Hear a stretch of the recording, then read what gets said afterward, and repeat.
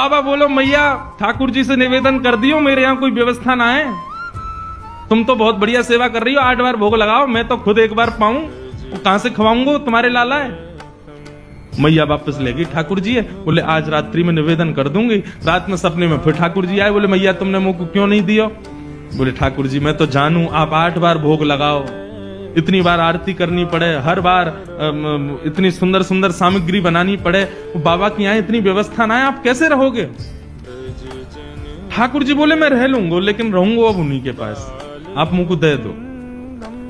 बाबा जैसे रखेगो मैं वैसे रह लूंगा, वो रूखी रोटी खवावेगो मैं रूखी रोटी खाऊंगा, लेकिन रहूंगा बाबा के पास।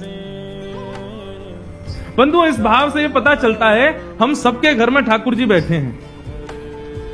कितनी कृपा है ठाकुर जी की। हम बच्चों को भोजन परोसते हैं तो बच्चे नाक मुंह मोड़ ले, मैया में नमक कम है, इसमें नींबू नहीं है, ये नहीं है, वो नहीं है। ठाकुर जी को जैसा दे दो वैसा पा लेते हैं। तो मैया ने बाबा से कही, बाबा वो ठाकुर जी बाबा के यहाँ कोई व्यवस्था नहीं है। ठाकुर जी बोले मैं रहूंगा वही के पास, चाहे कोई व्यवस्था ना हो। बाबा रूखी रोटी खवावेगो मैं वही से रह लूंगा, लेकिन अब वही के पास रहूंगा।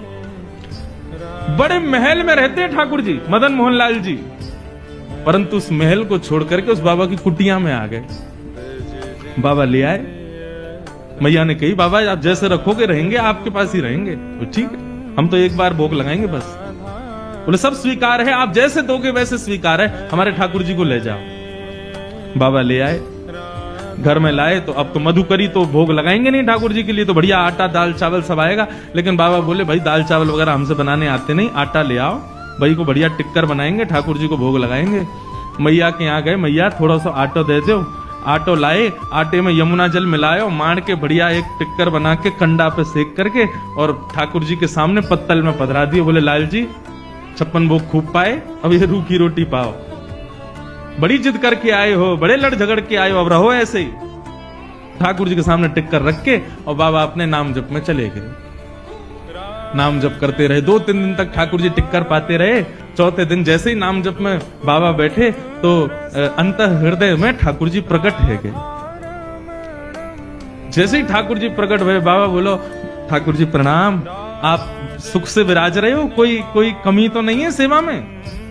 अरे ना बाबा मुझको बड़ा बढ़िया लग रहा है, तुम्हारी कुटिया में खूब आनंद आ रहा है, सब कुछ बढ़िया है, सब आनंद ते है, बस एक निवेदन करना चाहूं आप पे। बाबा बोले आज्ञा करो।